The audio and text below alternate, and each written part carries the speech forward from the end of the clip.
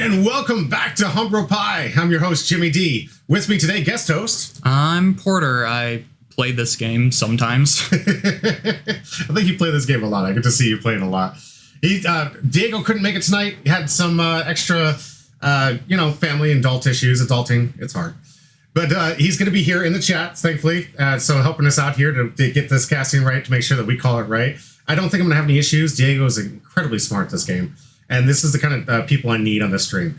Let's roll into the deck list, shall we? All right, so this is Geck Moria. What is Gecko trying to do?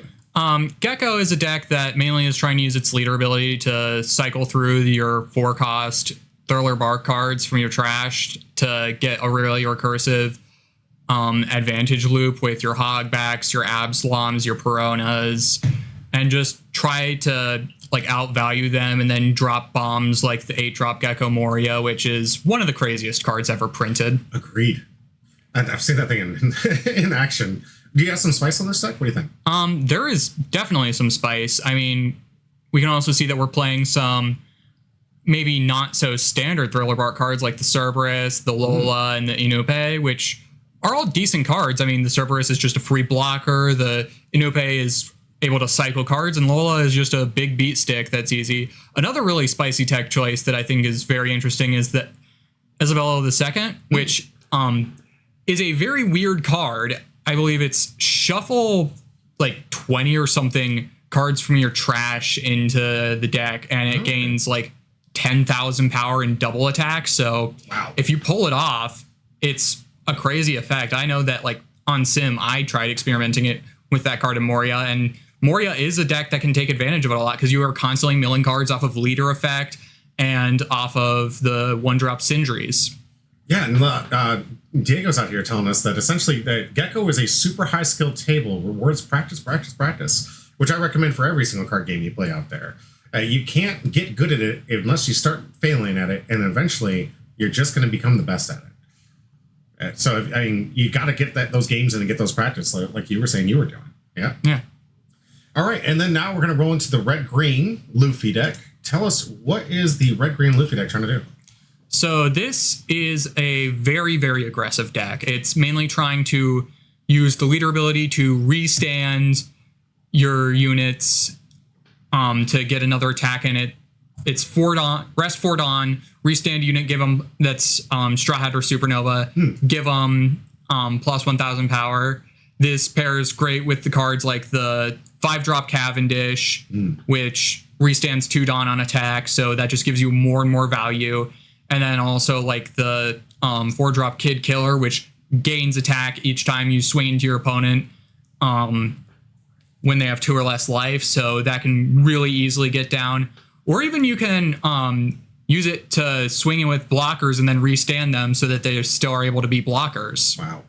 Can you use that extra Dawn maybe when you're not playing cards? You want to keep those in for the defense? Yeah. Hey, excellent. Yeah, reutilize these things. We got some spice here. What do you think?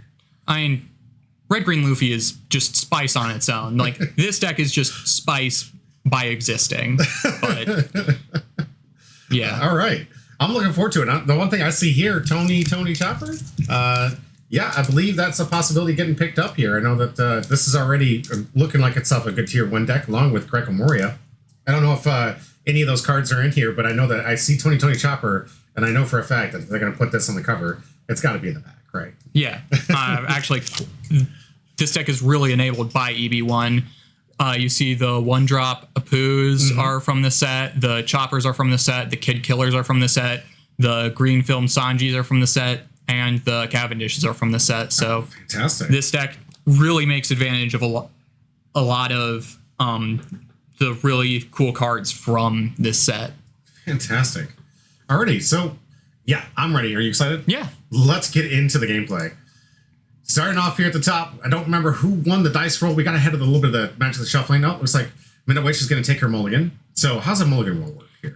So the mulligan is, if you don't like your hand, you shuffle it in, draw 5 new, and you have to keep that one. And it's just one, right? It's just one mulligan, and if you get a bit greedy, it can kind of suck. Right. And what do you think a Geck Moria is kind of looking for? Usually in Moria, you're just looking for names, mainly like Thriller Bark names is a big part of it, because you want to get that cycling. Like I would say you probably want to get the Hogbacks early out because that's just a constant source of advantage, or like a Perona. Sindri is also good going quickly if you're playing a slightly more aggressive build of the deck, because that just mills 5. So, and this does look like a slightly more aggressive build of the deck. Okay. Not relying on as many Navy cards as usually a lot of black decks do. Absolutely. Yeah, and by the way, for those people at home, this is best 2 out of 3. I realize that the regional's going on where they're doing the best of 1. But what we're trying to do to get you more gameplay is to basically allow for best 2 out of 3 what the Europeans really do, right? It's a European kind of strategy. I mean, is that European in One Piece? I just know that like best 2 out of 3 is standard practice for pretty much every other TCG. Absolutely, but I know that the regionals is going on right now. I mean, good luck to all those players out there out in San Francisco, but they're playing best of 1. So I don't want people to get too confused. Obviously, One Piece is really a best of 1 type of format, but for us, we like to try to get more than just the die roll and maybe the luck of the draw in the first 5. So we're trying to we want to bring you more content.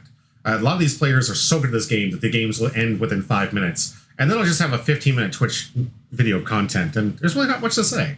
Little Poundcake says, at the beginning, the EU was the only place doing Top Cuts best of 3. All right, absolutely. So yeah, we saw what they were doing. I agree with it. I've been playing Yu-Gi-Oh! I've been playing Magic the Gathering. I've been playing Yu-Gi-Oh! Star Wars. It really didn't matter in Star Wars, but a lot of these games, best 2 out of 3 is the fairest method to get the most out of each deck here. Yeah. And Diego says, I think LA is going to have to top cut if it's still best of 1, I think. Okay. All right, yeah. So if you're joining us from there during some of the breaks, please stick around with us. We got some amazing content. All right, so going into the play here, what just happened? Okay, so it seems like Moria went first and passed. That's pretty usual.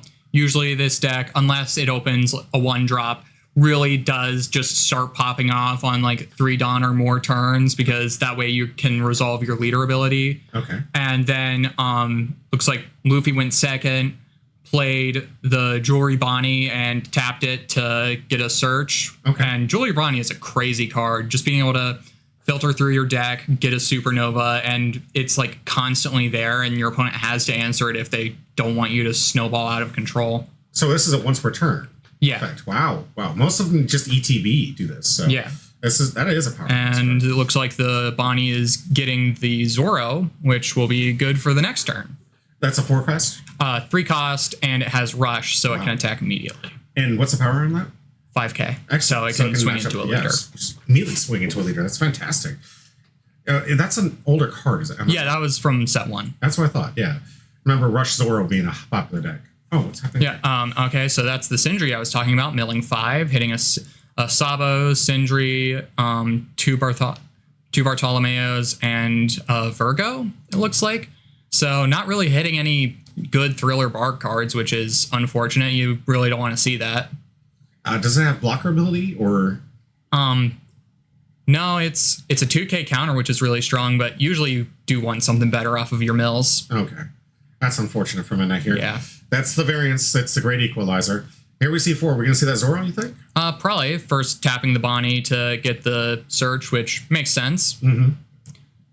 Adding a Cavendish, that is a very good card on attack, restand 2 Dawn, and on play too. Okay, swinging 5 into life, it looks like. Will we see if Midnight takes it? Nope, we got a counter. All right, and that is a counter. And is it a 1K or 2K? That is a 1K counter, and that's also really good for just getting the Absalom into the grave. Now we're seeing the Zoro come in, swing 5 into the life. Looks like Midnight's going to be taking it. Does not appear to have a trigger. Or actually, it does have a trigger. Okay, What's so that's negative hollow, which trashes a card from your opponent's hand, which... Ooh. Getting rid of a 2k counter is not a bad trash. Great pick. Yeah. All right, going up to 5. Gonna see another play. I love the way that Midnight navigates her hand here, just separating the two, making sure that she's being completely honest. You understand exactly where cards are coming from. Right. So this turn can definitely have some big plays for the Moria deck. Okay. What do you think would be the most like a big 5K? Does Moria have rushers? Not really, but if I was in this position, I would have or well, I'm not going to say anything right now, but it looks like we're just playing an Absalom from hand and looking to probably out the Bonnie. Okay. Because Absalom shuffles a couple back, and I think, shuffles 2 back into deck and KOs a 2 cost or less, which... I'll finally get an answer for this ridiculous money. Or bottom decks, I guess. Okay. Cards in One Piece don't really shuffle as much. That makes sense.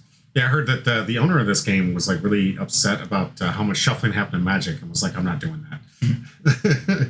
So we got 6K. It looks like 6K into life. It looks like the Luffy takes it, and we're gonna see the 6 Dawn turn from the Luffy. And this is the turns that they usually turn it up and ramp up. Yeah. Ramp up? Or basically they're putting the big power out. So. Yeah. So we see the Cavendish coming in. That's gonna restand 2 Dawn. So that essentially gives the Luffy 3 Dawn to play with for how they want to swing. Seems like we're starting with 6 into life. Okay, see if we get an answer. Yep. So that forces it to be a 2K or 2 1Ks. So that does make it a bit more valuable. And what's the power on this Cavendish? Oh, we got a 2K block here.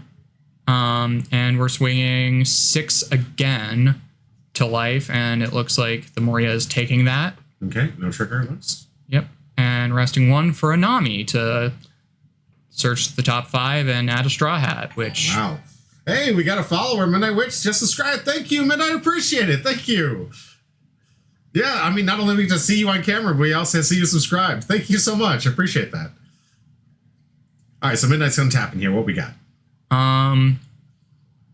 Well, okay, so this is a 7 Dawn turn, so we can definitely put down a lot of cards and probably want to, if I was in this position, want to run over the Zoro, get less pressure off the board. Makes sense. Yeah. So you take the what is it?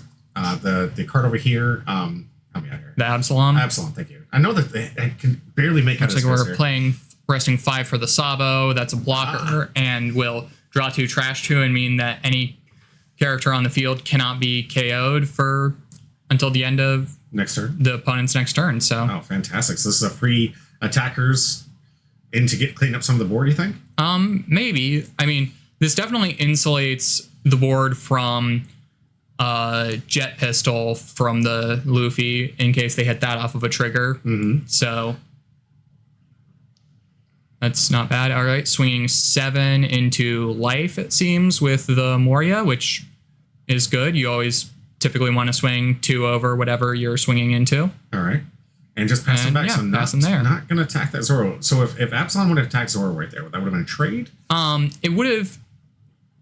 The Absalom would have gotten over or at least forced a counter out of hand. Okay. But it would have rested it, meaning it could be attacked over. I gotcha. All right. It looks like we're playing another Zoro. Double rush Zoro. That should be illegal. I mean, maybe from like set 3, but it's still a very powerful card. Yeah. All right. We're swinging 6 into life. Life, I imagine. Yeah. Nothing else to swing into. Any of these cards have blocker? Yeah, the Sabo is blocker. Excellent. Okay. All right, swinging 6 with the Cavendish, restanding 2 Dawn, which is quite crazy. Yeah, it's exactly why you would play this. Yeah, this is the bread and butter of the deck. Oh, so Midnight Witch is going to take that hit. We got a 6K going to life again. It looks. Yep. These are kind of the stages where you notice that they take a lot more hits. Yeah. All right, blocking with the Sabo. And just allowing them to take that life out here, especially with that much open K. And that's the 5-drop Trafalgar Law, probably going to be restanding either the Cavendish or one of the Zoros, I'm guessing. Wow. See, in Magic the Gathering, we call this a ramp deck, where you're untapping the mana to retap some of them, and the Dawn being the mana in this case. Purple's more the ramp color in One Piece, where you're actively getting more from your Dawn deck. Okay. And it looks like we're swinging another 6 with the Cavendish. And getting countered. Alrighty. Wow, and now we're swinging. A lot of resources from Midnight Witch here. Yeah, and swinging 7 with lead, which Midnight Witch takes, and restand a potential 4 Dawn on a turn is absolutely wild. Yeah. Wow, and getting that many attackers, this is a rough board state. Now, does we have this thing in Magic Gathering called a board wipe? Is there a board wipe card in black that can really start resetting the board in her favor? Not, but Not really, but this black is the color that specializes in removal, so it depends on the contents of the hand. We're going to be using a Sindri to mill a few. See if we had anything off of that. Milling the Prona is not bad. That gives setup for potential cost reduction. I can't really see the amount of cards that the Luffy has in hand, so not sure how good that is. Let's see. Looks like 7. Okay, so the Prona would be live. Okay, tapping 3. All right. Or 4, I guess, for the Hogback. Okay, yep. Just off camera a little bit. So Hogback, what's this one do? Shuffle 2 cards in your trash back, add a Thriller Bark to hand. Okay. So that just lets you cycle, potentially get a 2K counter or something of the like. Would they get the Prona back at this point?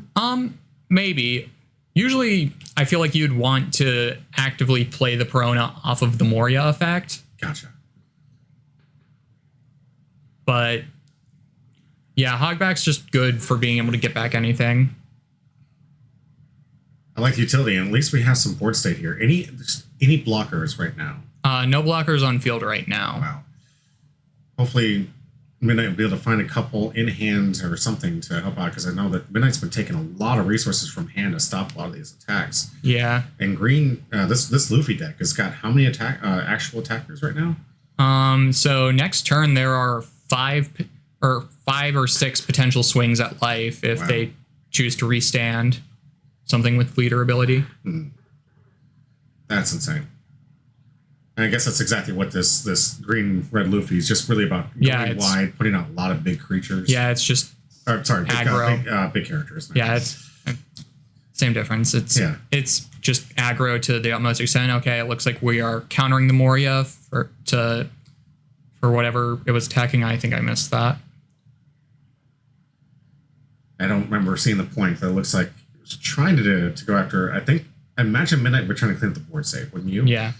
Yeah, maybe get a Zoro off the board, maybe Cavendish. What's the most valuable card you'd say on the side of the field here? Probably the Cavendish, because just being able to swing and restand a bunch of Dawn every turn really keeps the resources being efficient and is really what makes this deck worth considering playing. Absolutely.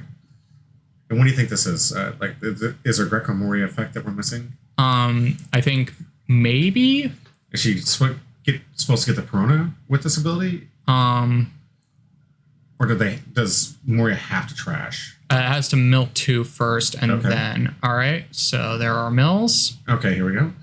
Diego says, Andy can only have 1 on board at a time, so it's a solid target. Yeah. Absolutely. Okay, Cavendish is limited to 1 on board at a time. Is that a hidden text on the card that says? Yeah, it's on the card. Okay. Makes sense. If anybody knows the lore of Cavendish, you can really only have 1 Cavendish and his alter ego. Hakuba.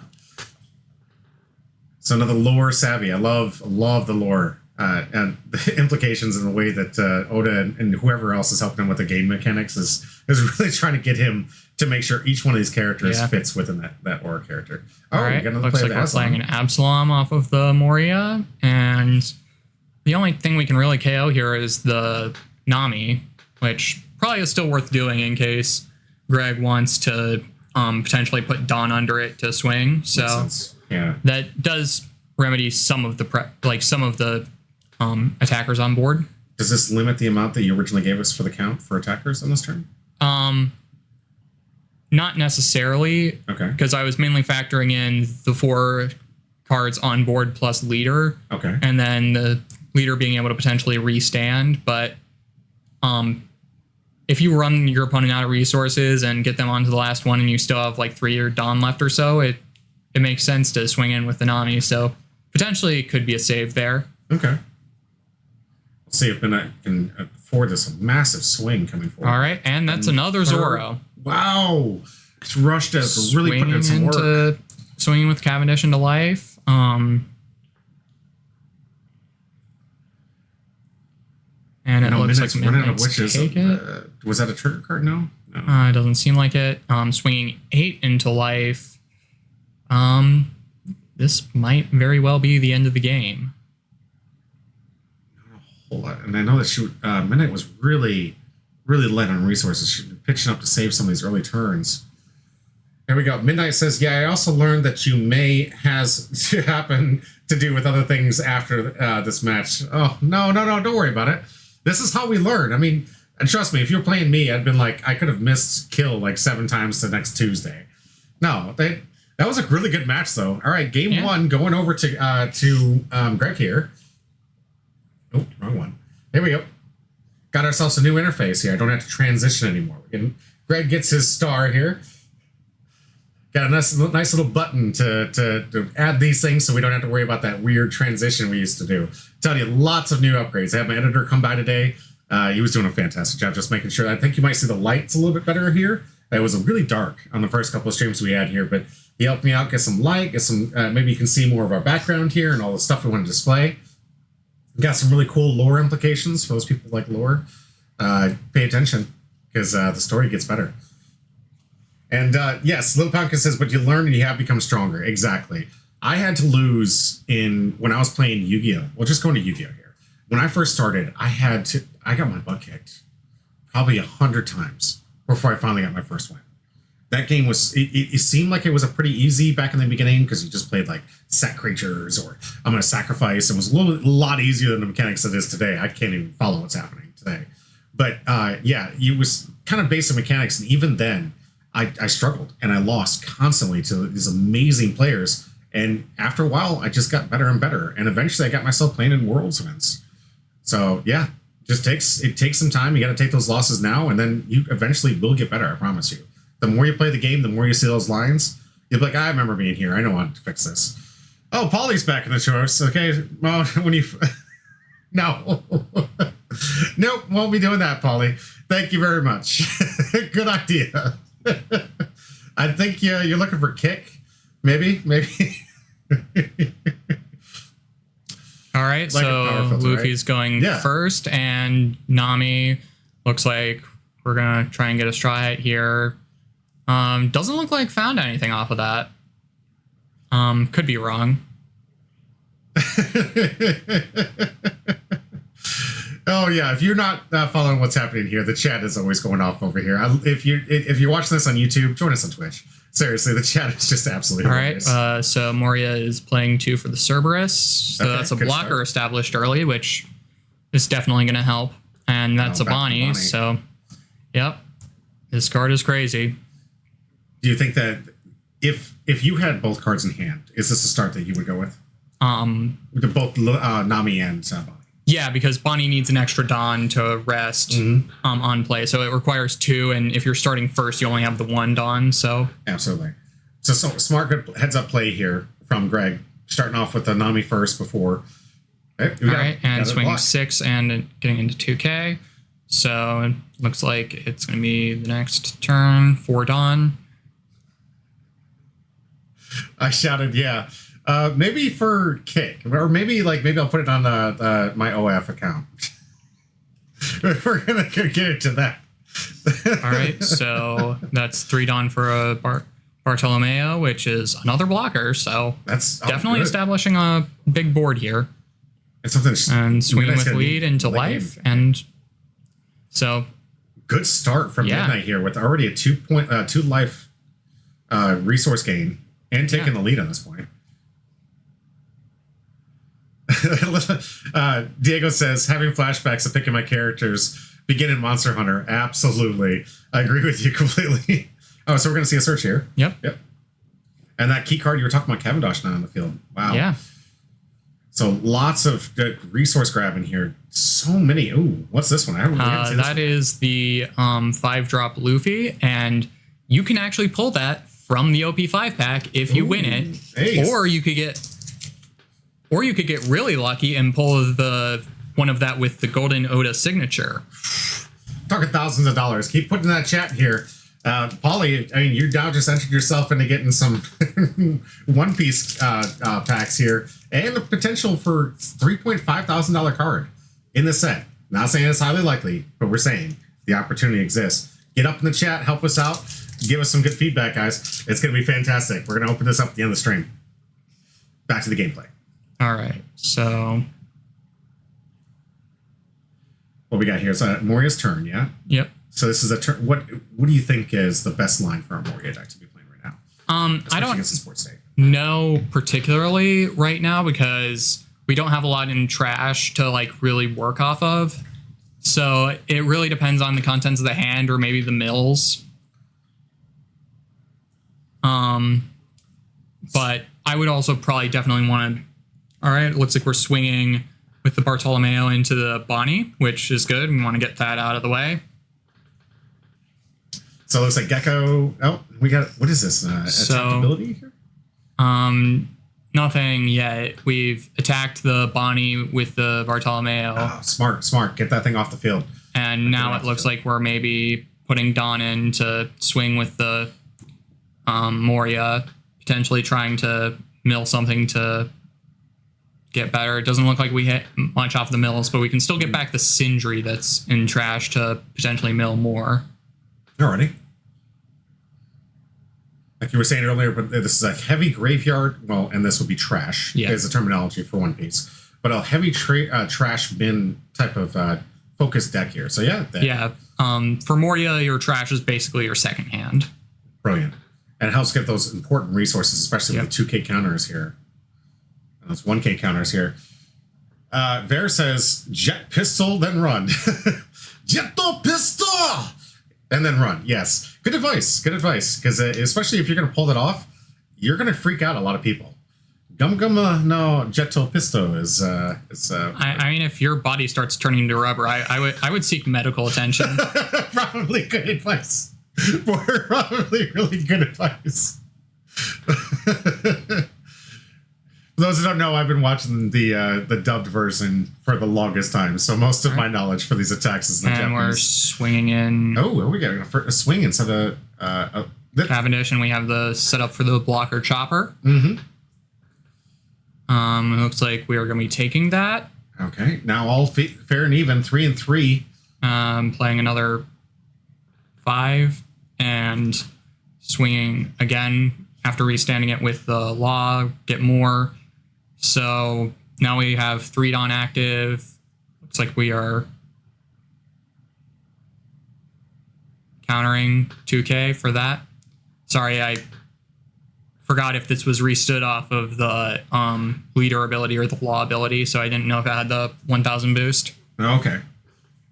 Got some resource off the board, so it looks like the Luffy player is really trying to control the board state over going off for the life. All right, and we're swinging 5 with the Nami. Hey, Nami going to get in some action. That's not often the case for One Piece. She usually sits back and, defends the weak in the background. But nice to see her play an aggro. Yeah. It looks like Polly says I suggest WebMD. Actually, now that you mentioned it, this has been brought to you by WebMD. Look up all of your ailments and find out that whatever you have is likely cancer. It's always cancer. I'm just kidding. Not sponsored. WebMD is going to sue me now, but hey, it was worth it. There was a joke there. Let's go back to the gameplay. All right, so I think this is Moria's turn. I believe this is 9 Dawn turn, if I'm not mistaken. Polly says he'll do surgery for half price. Looks like we got ourselves a deal. You got to get in the chat. We got half price medical services being offered here. I don't know if I trust them, but they're available. I mean, again, in this economy, that's not too bad. That's a good steal. Yeah. This man's trying to single-handedly fix our entire medical set. All right, so we're coming down with a Rob Lucci, bottom 3 to... I think we're only going to be able to KO 1 off of this because it's a 2 cost and a 1 cost, so the chopper's going to stay alive. Okay. So that's unfortunate, that 3 being so vital to make sure that it doesn't get trashed there. If only we had like a cost reduction card or something, but don't know if we just don't have it, I'm guessing. Yeah. And Polly informing us that you don't have to worry, you're in good hands. He still has 1 good eye. I mean, what else do you need, right? And we're talking about pirates here, so what's better than a one-eyed pirate? Well, I mean, no pirate in One Piece has had an eye patch yet. That's true. Yes, we're still waiting for that. I believe, if I remember correctly, there was an old article that he was going to introduce his first one-eye at some point and had plans to do it. So I'm really looking forward to showing off our first one. The closest one we've seen is Shanks with the 3 scars over the eye. Right. So, yeah. All right, we're swinging in with Moria now to the Cavendish, blocking with the Chopper. Okay. Still got a tie game here with 3 life on both sides. Yeah. And just a pass back. All Yeah. right. One open Dawn. Does that usually mean that the indication of a good counter in hand? They might have an event. I'm not too sure Black has many 1-cost counter events, and I don't think we saw any in the deck profile. All right, Jet Pistoling the Rob Lucci. That's pretty good. Wow. Gets the 6k body off the board and puts a lot of pressure off. Swinging with the Cavendish to get 2 Dawn back and potentially even get a life out. And that's going to be countered. Midnight's really stabilizing the board a lot better in this turn. The resources are definitely in her favor. Yeah. And now we're swinging with the... I've been corrected, and rightfully so. Diego, Zoro is the second closest one to having that with his constantly closed eye, which we do know he's hidden for some reason. It's probably a Sharingan. Yes, right? If it comes out, I can't wait. I will lose my mind if it's Sharingan. It's just... All right, so here's the untap. Yeah. Get the Cavendish again, and now we're going to be using that Cerberus as a blocker. Oh, and there's the Rush Luffy. And we already knew about this because this was searched and found from the Cavendish, from the Bonnie from earlier. Yeah. All right, gonna get 2. Taking the life. Midnight down to 1 life. I mean, it's only about the last one that matters. Absolutely. And we're countering, I think, the Luffy attack into the Moria. Yep. All right, so if we have potential cost reduction, we can definitely clear out some of this board and potentially get into a better place. That's good. But worst case scenario, we can still swing with the Moria and get the Cerberus out of trash to get another blocker. Oh, fantastic. Oh, recursion blockers? That's pretty OP. Yeah. I mean, that's one of the best engines in this deck. Like, that's just Moria. It's just really recursive. All right, iShot AI says, you guys have fun. Here's hoping to some good polls. I'm off to the karaoke bar. All right, you did put yourself in the running, AI, so if you don't come back, I'm just going to have to track you down on the internet. Look out. But have fun. I really appreciate it. This that's Saturday another Rob Lucci being played, but can't pop anything off of it. So that's a bit unfortunate. But it's still 6k body, and potentially more pressure if we survive the next turn.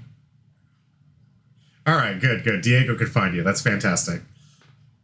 All right, we will be keeping it for you. The winner and the contents of this pack will be going to one person at the end. The first draft pack we'll be giving out for is the Chopper Tony. 2020 Chopper. No, jeez, how did I screw that up? I love it. It's one of my favorite characters. And the second going for that potential 30.5k card. Get in the chat, hit up, and help us improve our algorithm. Maybe hit that like button, hit subscribe, do whatever we can to push this content out to the big masses here for us. All right, and it looks like we've played a Rebecca to get something back from trash. This card is pretty crazy. And one of the reasons why Black is so good, because it's just a blocker that gets something out and potentially even plays something depending on contents of trash. Like here we're playing the Cerberus rested. It's unfortunate that it is rested, so we can't like block with it next turn, but just getting it out for the tempo is really good. And you think a block stops an attack. All right. And they have to attack it to kill it, right? So in essence, it is stopping an attack. I mean, if they choose to attack into it, you can just attack into life, though. All right, looks like we are going back. And, full down. Yep. What is the state when someone's at full down? They have 10 on. Okay. I don't know if there's like an actual technical term. All right, we're going 4 onto the Luffy, and with Luffy, great part about that card is on swing, you actually can't block it if it has 2 or more Dawn attached to it. Wow. All right, and now we're restanding it, just going in, and I think that's probably wraps. But with that much Dawn on it, too. The Dawn keys are both here. Wow, great heads-up play from Greg, taking down Midnight Witch. We're sorry to see it, but it's still some great gameplay here. That's an aggressive board state. I promise you, I would have folded a lot faster than you there, Midnight. Well done on the gameplay and the setup here. Any comments here? Yeah, that was a good game. There was a lot of back and forth. Definitely that second game, hitting those mills off the Moria is important. So that way you just have the resources, and potentially lacking cost reduction was also definitely a big struggle there. Absolutely. There's still some great play. Midnight, thank you so much for coming out. I really enjoyed watching this. This is the first time I'm able to see Moria on camera. I can't wait to bring all the commanders. I know that our leaders. I got too much magic in the brain here. I'm sorry. But there's a lot of great leaders that I can't wait to show off on camera. A lot of people are going to help me help the community build some of these interesting new decks and just show you that the meta isn't solved as you think. As we've seen some amazing decks that most people would say are just not even tier. I mean, take some wins here. Luffy is honestly one of those. So yeah, and Midnight Witch also talking about basically what we do out there in LifeLink. We help people get better, and that's what this community is about. Porter, I've seen you do this for some of the newer players. Yeah, and help them learn the mechanics of it, walk them through it. It's one of the benefits of when you're in these person to person. You get the opportunity for people to walk you through phases and improve your own gameplay. And you should do this if you're at home or doing this with other people. Them getting better gets you to become a better player. By lifting up your community, you will have the most competitive and most interesting community out there. Right. And that's what we're about. All here at LifeLink, all here at Homegirl Pie. We're about the community. We're about making sure that everyone has a good time. Everyone is welcome. The only limiter to playing these games is love of the game. Stay tuned. We'll be right back after this brief. Be right back. I don't do advertisements. Don't worry.